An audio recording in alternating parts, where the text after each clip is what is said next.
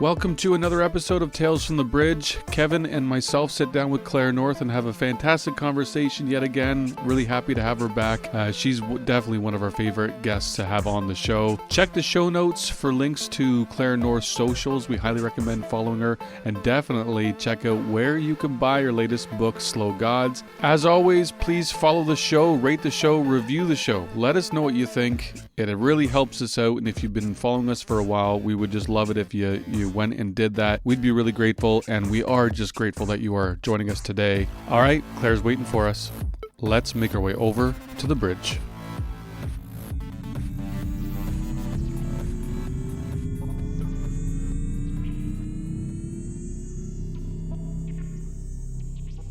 Claire North joins us today from London, England for the second time on Tales from the Bridge. Claire has been nominated for the BSFA Award and the Arthur C. Clarke Award for Best Novel. She won the John W. Campbell Memorial Award for the first 15 Lives of Harry August, a book that we read for the book club last year. And her novel, A Sudden Appearance of Hope, won the World Fantasy Award in 2017. Her latest book is called Slow Gods, and it's set to be released on November 18th, 2025. I've had the chance to read the first few chapters, and it is very, very good. I'm really looking forward to chatting about that. And Claire has written under the pseudonyms Kate Griffith and Catherine Webb. But over our correspondence in the last little while, I've come to know her as Kat.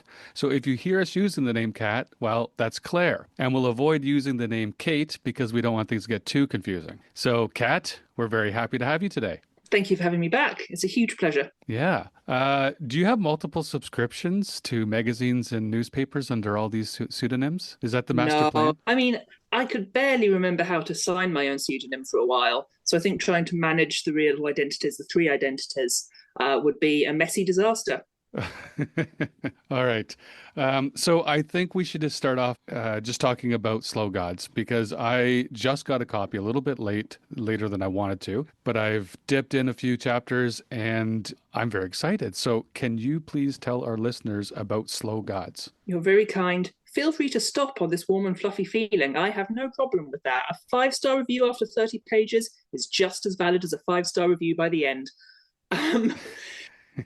Slow Gods, what can I tell you that's not too spoilery? Well, I think the starting premise on page 1, so it's not a spoiler, is that a binary star is going to go supernova. And when big star systems go supernova, they tend to emit a shockwave that wipes out all life anywhere between 50 and 100 light years away.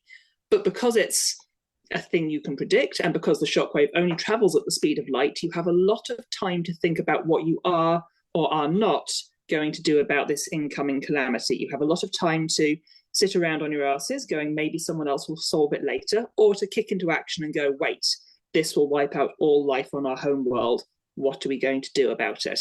And Slow Gods is kind of a poke at about 200 years of that history and seeing what people do and do not do and the terrible and disastrous decisions they make on the way. And right from the start, there was a really neat idea that was in there that I found intriguing. And it's I forget what you called it, but like basically you start racking up the bill as soon as you're born. Can you tell listeners about that? Because that's not really a spoiler either. That's right from the start. That is right from the start. So there are various different societies in this universe that will be affected by the supernova. And the first one we meet is called the Shine. And it started off as a frontier civilization, as we're going to survive in harsh conditions on harsh worlds, so we've got to do the things we've got to do. And over time, that escalated into, not to be too clodding about it, a neo-capitalist hellhole. And the logic of we have to ration oxygen, we have to ration water, becomes a cascading logic of every single thing you do from the first moment you draw a breath is going to be on your bill. You are an infant baby, and the cost of you being born has to be repaid back. You are a child going to school, and the cost of your education has to be paid back. And so there is really in most lives nothing but an accumulating debt.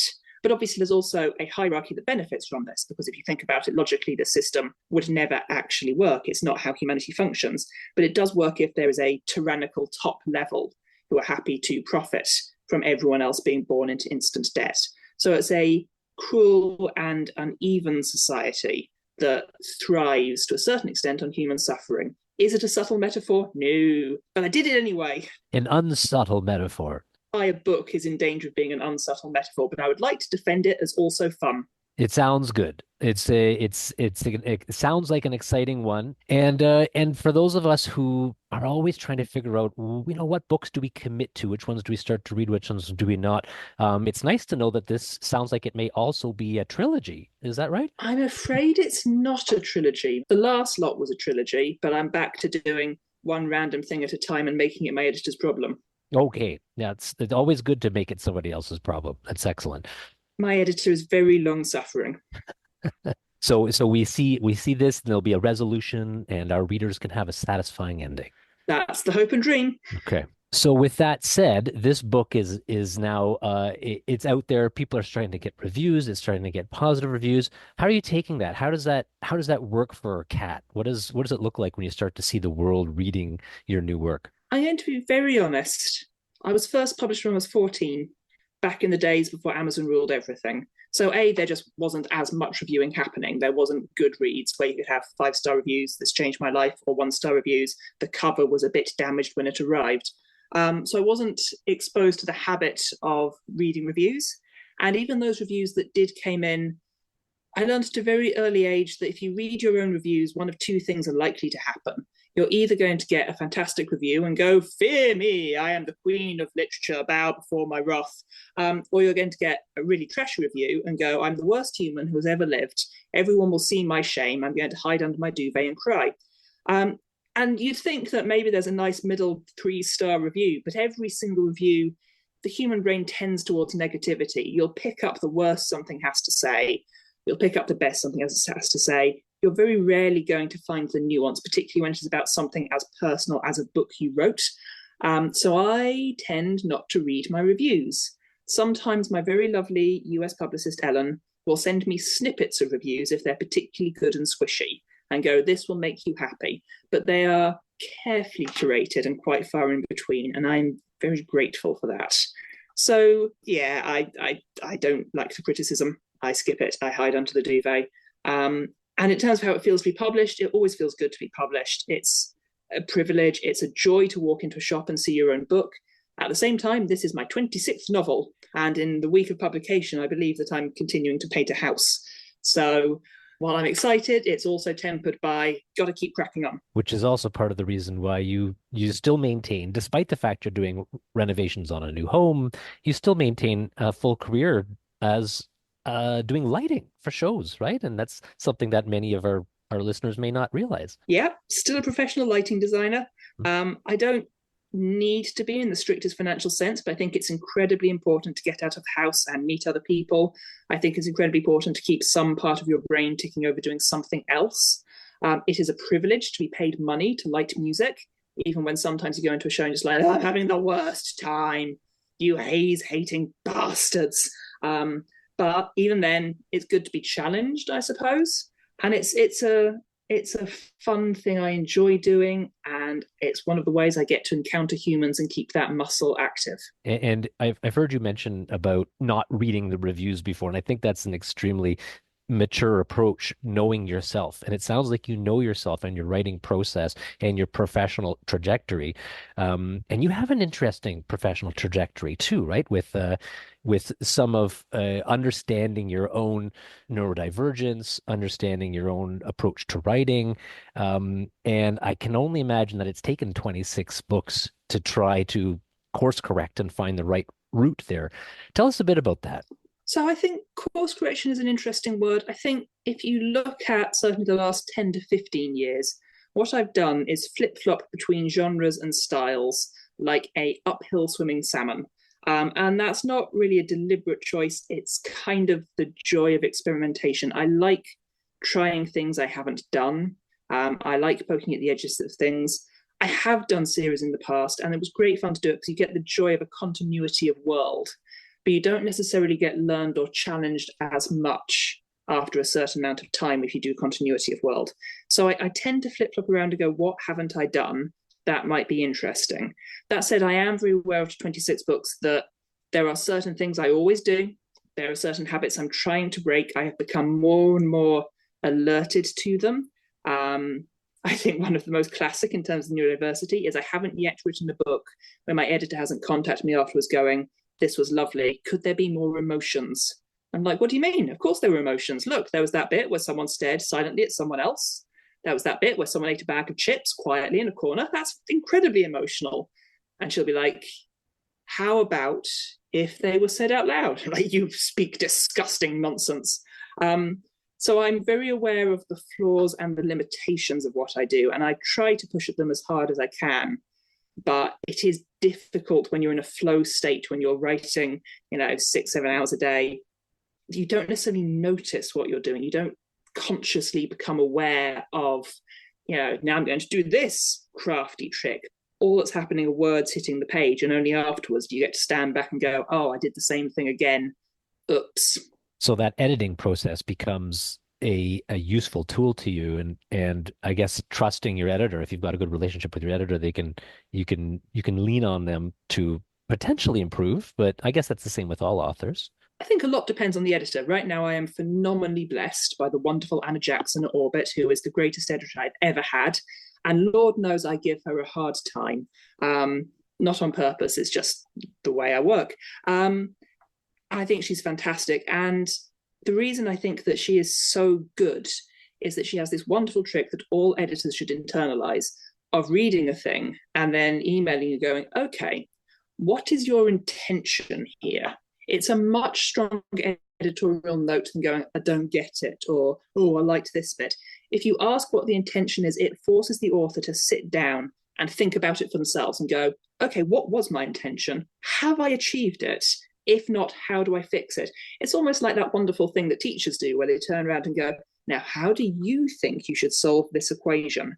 And it turns editing into less of a dictatorial slog where you're trying to drag a page into someone else's vision, and more of a collaboration where someone is posing questions, and if you don't have the answer, then you need to rise up and meet that. So I'm phenomenally lucky. I have had mixed history with editors. I have had editors who will give me the note, oh, there's something not quite right here. And that's the worst note you'll ever receive in your life. But right now, having someone who forces you to ask, what is your intention, is, I think, a gift. How is that process when you're writing a genre that you haven't written too much on, the space opera, we're in the distant future, which is really far from a lot of the stuff you've written? Well, thankfully, my publisher does a lot of different stuff. Obviously, they're doing romantasy at the moment because the world can't get enough of sexy fairies. But they've also published E.N.M. Banks. They've also published, Robert Jordan. They have a long history of understanding and loving the genre. And everyone in that office is, I think, a nerd first and a publisher second. So that's very helpful. I think that's the summary. They're nerds. They're beautiful, beautiful nerds, and that helps. I'm aware that by constantly flip-flopping between genres, I pose something of a marketing challenge for them. But bless their socks, they've stuck with it despite that. And for yourself, writing a space opera, did you feel like you had a larger canvas then? It's a very interesting problem because they have both very different and slightly similar problems. So, for example, with historical stuff, say the Ithaca trilogy, Penelope, a riff on the Odyssey, essentially. A lot of the choices have already been made, and you have to respect them enough that your readership doesn't feel disconcerted by your choices, doesn't go, oh, what are you doing? Something weird's happening. You have to acknowledge them and honor them, even if you then twist them and take them your own way. It's just about establishing confidence as much as anything else. So there are a lot of restrictions, and then the craft is working with those to create something unique and worthwhile and hopefully reflective of you and hopefully not a waste of other people's time. Space opera, technically speaking, you don't have those restrictions. You can do anything the imagination goes to. But in that sense, you almost have to create your own restrictions. Otherwise, there is no meaning in the action. If you have a universe where ships can travel faster than light, then that will change the nature of your culture, your society. It turns it into a Star Wars, into a melting pot of different cultures. If you have a universe where ships can't travel faster than light, then that's a universe of, oh, the family I left behind is dead by the time I finish my journey, and I've spent 10,000 years in hypersleep, and oh, the vasty blackness and the ennui. And so, basic choices will immediately impose restrictions, and it's good that they do. If you could just wave a magic laser wand over your story and go, well, actually, I'm going to fix this with science magic, then there is no jeopardy. There is no threat to this world. There's no threat to characters. Readers have to believe in the limitations of this world, in the rules of this world. Otherwise, it's just meaningless play acting. Those limitations that that's part of the world building. Did you go back and forth on those limitations or the boundary conditions within the world for Slow Gods? Or I knew very early on that I wanted faster than light travel because I think there's enough ennui about families being dead while you travel through the infinite dark. I've done a lot of ennui. I wasn't feeling in that sort of mood, and that's how I ended up with a book about a binary star supernova wiping out all life. But leaving that aside, I wanted to have a big canvas that could be as much fun as it was tense. But then, even then, within that, you have to make certain decisions that almost flavor the color of the book. So I made a decision quite early on. I don't want it to be the mining planet, the tree planet, the planet where all oxygen is the same as all oxygen contents everywhere else. I want there to be some cultural variation, which by the sheer act of making that decision immediately changes all interpersonal relationships in the book. If suddenly every world has slightly different gravity, slightly different oxygen, different languages, then immediately this spanner is thrown into your, what's the metaphor? Spanner in the cogs, I think. You've got this spanner in the cogs that will, by definition, define how people interact with each other and what they do and say and feel towards each other. So a lot of the decisions I made very early had an immediate impact on the story itself. It feels like simple world building, but it is in fact narrative. And I think that was the thing I kept encountering over and over again with space opera. Your world building choices are in fact character and plot, whether you mean that or not. And is this the genre you're going to stay in for a book or two, or you're jumping right out and coming back? In an ongoing effort to ruin my editor's life, the next book is a time travel novel. That's finished. It's my editor's problem now. In the interim, I've spent some time on a video game that I'm not allowed to talk about. And right now, I'm staring at a wall covered in notes about a cozy, in quotation marks, fantasy. And I put the cozy in quotation marks because my partner keeps on turning to me and saying, darling, fratricide is not cozy, which implies I've missed some details there. It's a romantasy, isn't it? It's not a, you wash your mouth out. You wash your mouth out. There are no sexy fairies on my watch. Oh, come on. I like the sexy fairies. Well, sexy fairies have some validity some of the time, but guys, it's me. I am fundamentally an autistic nerd. I can't do sexy fairies. Any bit of sex I've ever written boils down to people going, ow, you're sleeping on my arm. My foot's gone to sleep. Because that's what it is. I have a huge amount of respect for entertainment. I think fundamentally the world is on fire and you are more than allowed to take a few hours out of your day to sit back and just unclench. And that's a valuable and important thing. Some aspects of romantasy I think can be toxic, but there's some stuff like Tasha Suri's work that I think is genuinely empowering to communities that haven't necessarily had that voice speaking for them, and is doing interesting things with culture and world building that we could do with more of. So it's, as you say, it's a mixed bag. And it's really neat to see, like I had kind of referred to earlier, just the first few pages of the book, Slow Gods. You're tackling those big ideas, which is why we read sci-fi on Tales from the Bridge. We love the big ideas. We love going new places, and that's an important part of sci-fi. So is that something that's important to you? Not really, I guess, figuring out the new problems, but exploring new ideas and sharing what you think about them? Or is it just a fun romp for you as well? I was always taught, put the story first, and I think that is a good rule.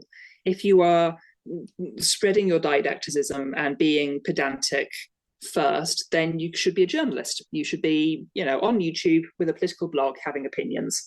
The job of literature is to capture people empathetically. It's to tell stories that hit you in the heart, and only afterwards do you turn around and go, whoa, now I think about it, toxic capitalism is bad. Your job is to tell a good story first. That said, I think it's very hard to exist in this day and age without being anxious about politics, without being anxious about the climate, without being anxious about world issues at large. And if that didn't shine through my work, then I probably would be having a bit of a nap. So I sort of accept it as a good side effect of me being me, but the job is to tell the story. Right. Can you tell us a little bit about what you would recommend and have read, or what inspires you when it comes to the big space operas or the futuristic science fiction? Oh, buckle up for a list. In no particular order.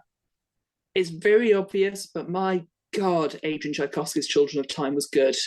That entire series was so good. Yes, it was. I don't mean to jump it. Well, I am jumping in here, but Adrian Tchaikovsky has read Slow Gods and has said that it is astonishing and thought-provoking, and above all, a touching story of found meaning and lost humanity.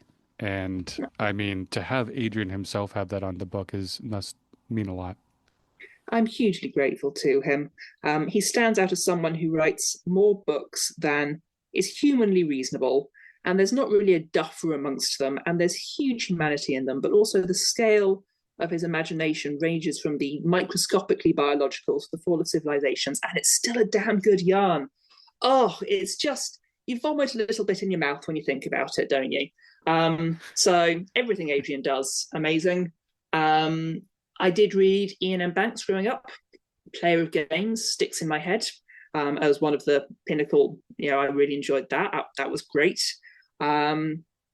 I listened to The Hitchhiker's Guide to the Galaxy growing up, which I think probably had quite a strong influence. It's not really space opera, but it's that very British form of space opera that Doctor Who does when it does it well, which is sort of the domesticity of drama. It's an awful lot of the galaxy is collapsing and the world is on fire, and all I want is a cup of tea, which I actually think is very valuable for space opera. I think being able to combine the humane and the personal with the galactic breaking events is good.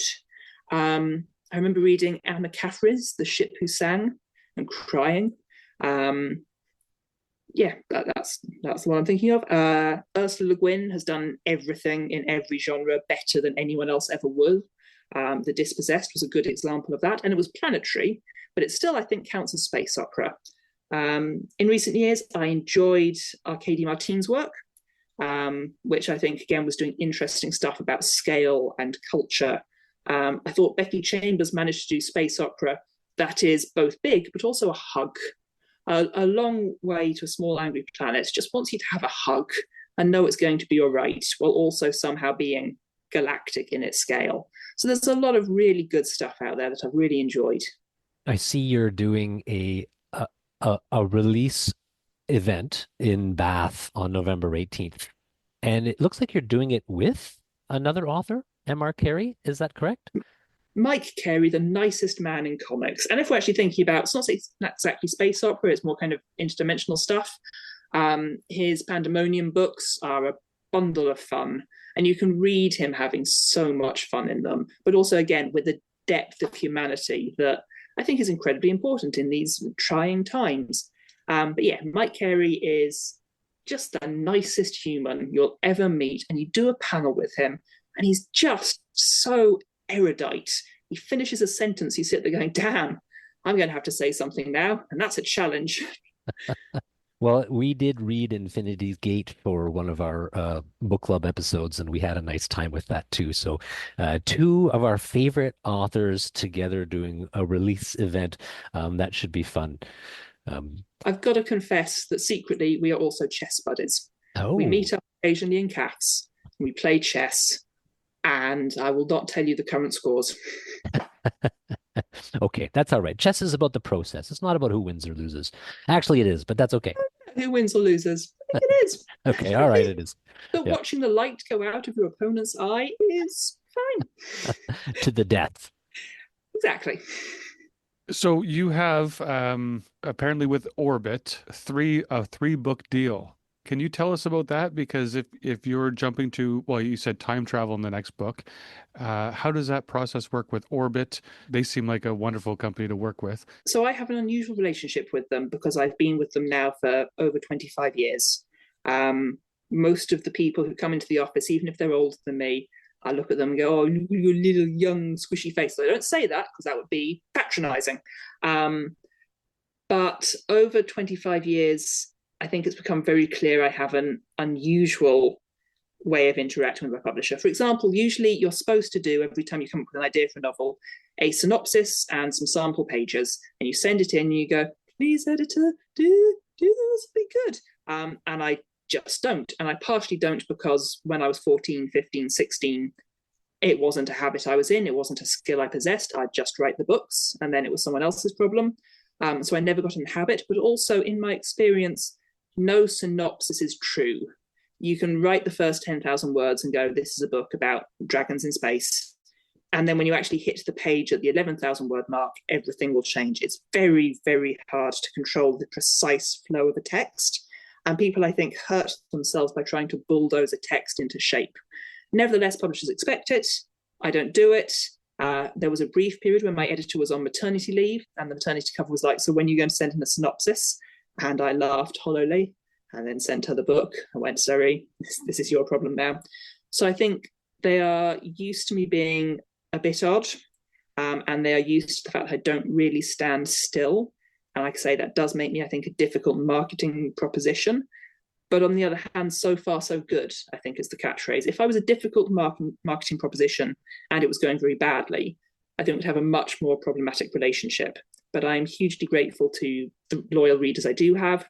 I'm hugely grateful to how a lot of the books have been received, that somehow it's working out so far. And maybe long term it's an advantage. I think over 25 years, if I'd just written the same book again and again, that would be very stale by now. So do they kind of have guidelines for you? Do they say, how about a time travel again? Because you did the first 15 Lives of Harry August, which is a really neat take on time travel. Do they say, "We love that one"? Something kind of like that. To be honest, my last conversation with my editor involved me emailing her going, "I should probably write another book for you. Well, I'm at the midpoint of this contract. Let's have a chat about what the gap in the market is." Because though I don't write to commercial agendas ever, I am feeling confident enough in flexibility that if she had said, it's horror with a hint of space tentacle, I would at least have gone away and thought about it because it's something I've not done.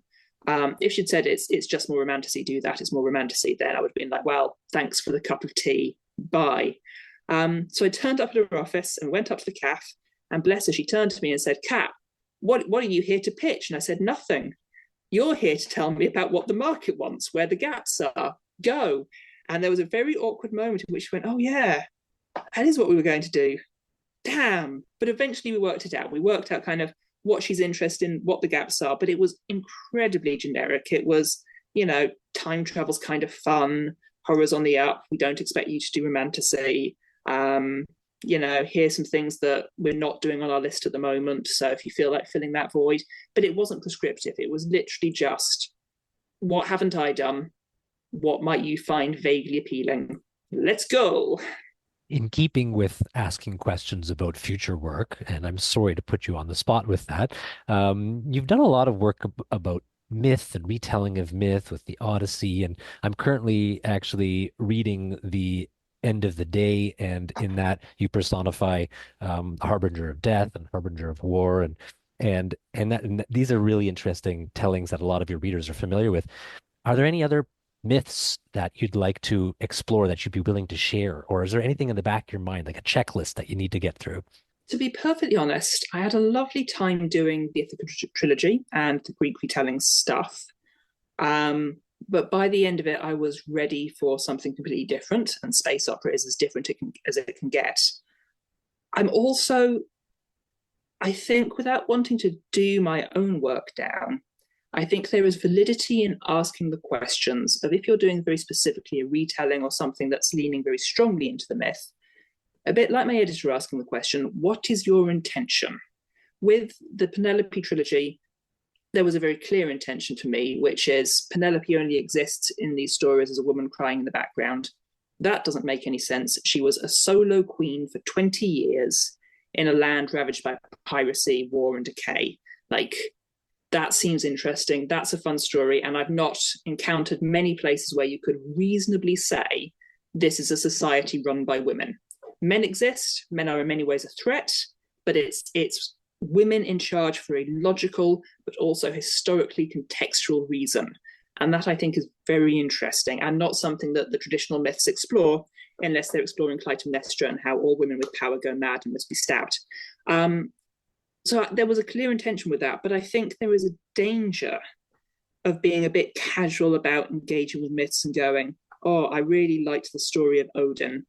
Let's do one of those. And again, I think the question is, what is your intention there? What are you bringing from that myth, from that story that is new and interesting and relevant? All cultures are always retelling their stories. They're always retelling their myths. It's why we constantly stage new productions of Hamlet. But when you do, you'd like to ask, why now? What is it that this says to us now? The interest is not necessarily that dead white men told this story. The interest is, how does this relate to us now?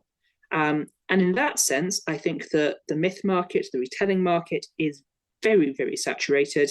Some of it's absolutely brilliant. Some of it you're reading going, it is unclear to me what you are adding to us. What are you adding to us today?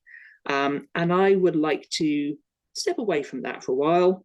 I don't see that I'm needed there, without sounding too pretentious. I'm needed. I don't think I can add anything of huge value there. At the moment, all fantasy writers always live from myth, always have, always will. It is the first fantasy story. Fundamentally, without wanting to rain on the theological parade, fantasy, myth, theology, so much of that stuff is the first fantasy. And people are always lifting from it and always being inspired by it.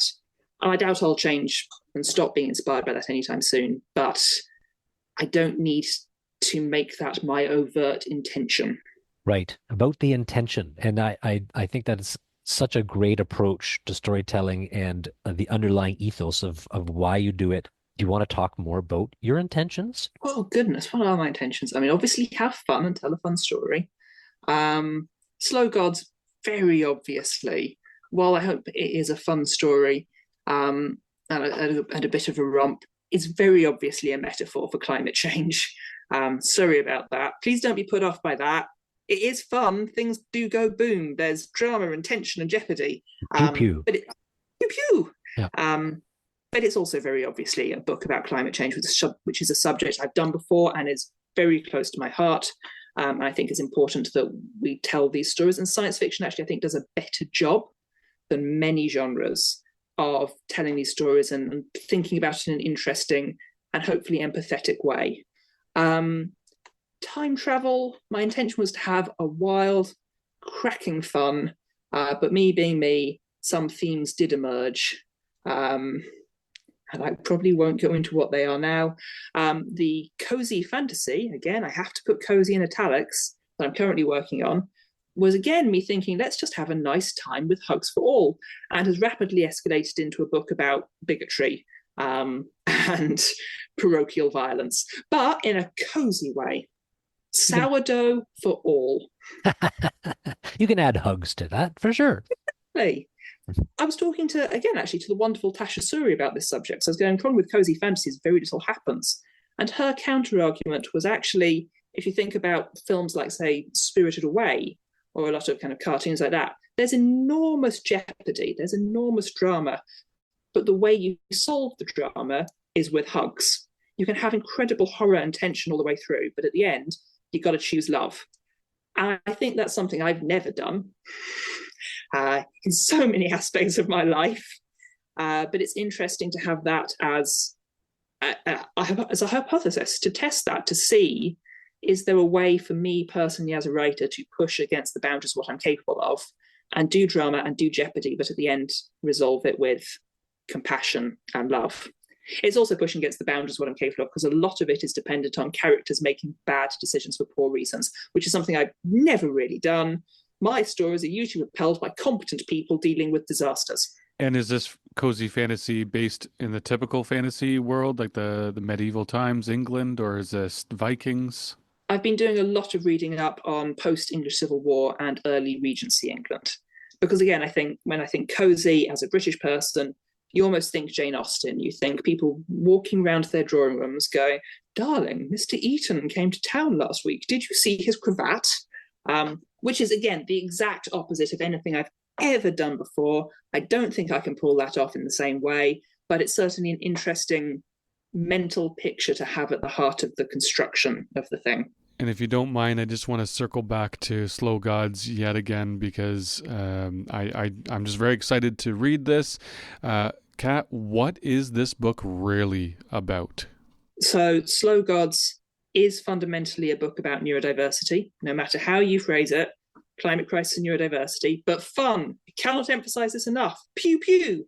But it is about neurodiversity, and I think that is somewhat interesting, perhaps. And I'm currently on a bit of a bender, as I'm sure many of the writers you talk to are, about AI and how it is a problematic threat to the industry. It is killing writers. It is particularly killing debut writers. It's killing translators. It's killing voice artists. It's killing cover designers. An entire creative industry is being wiped out by a technology that has stolen their work and used it to profit other people. And what we really, really, really need are clear, firm commitments from publishers across the world to just say that they value humans and are proud of humans. I think that's a good place to start at. And I would love to have that conversation more and see more and more publishers almost putting on the front of their books like a health and safety warning. We are proud that humans did this. Because I think without that, the creative industries are in real trouble.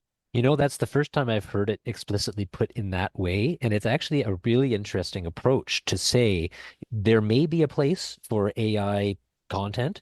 This is not it. And if you also value human content, this is what we do. I think that is a really smart approach, honestly. So who's going to do it? Are you going to get Orbit to do that? I wish I had that power. I have been having conversations with my lovely editor about it. She's aware that it's a concern, but fundamentally what we need is collective action. There are some author groups in the UK, there are societies of authors, there's the Writers Guild, as well as other very active writers, but we sort of need to try and mobilize and collectivize a bit.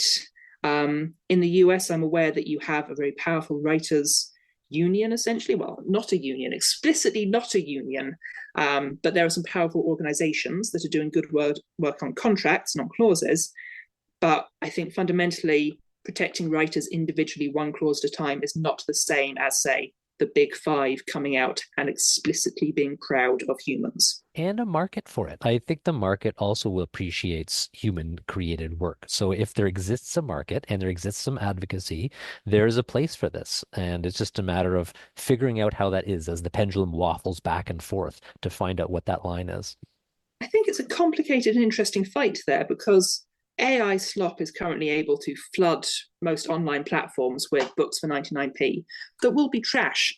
But I think the logic of it is very often, do I gamble 99p on this book that might be trash, or do I spend £8.99 on this book by a publisher that could also be a different kind of trash? And if it's a choice between rolling the dice once on the more expensive product or rolling the dice 8 times on a potentially inferior product, I think the evidence is quite strong that humans will invest, probably mistakenly, but in a very understandable way, in the lower priced good. There are interesting answers to that. France has a law where all books have to cost the same. And it would be very interesting to see what that does for a market as a whole.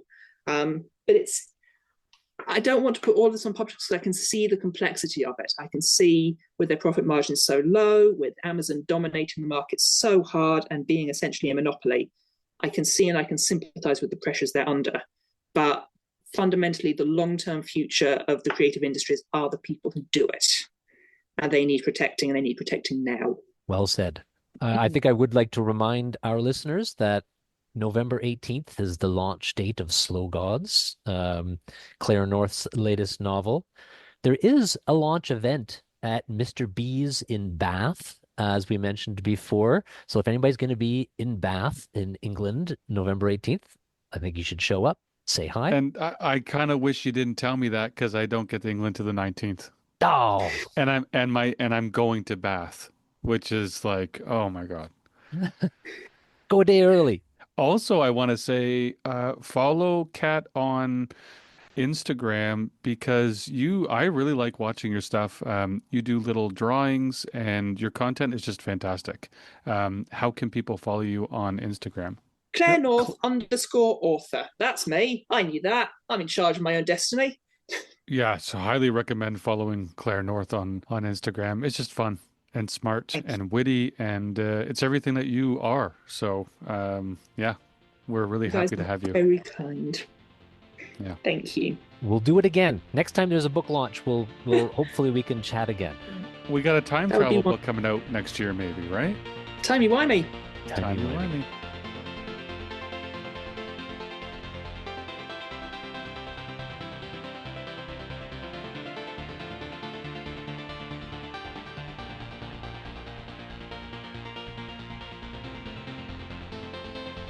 Thank you for joining us today.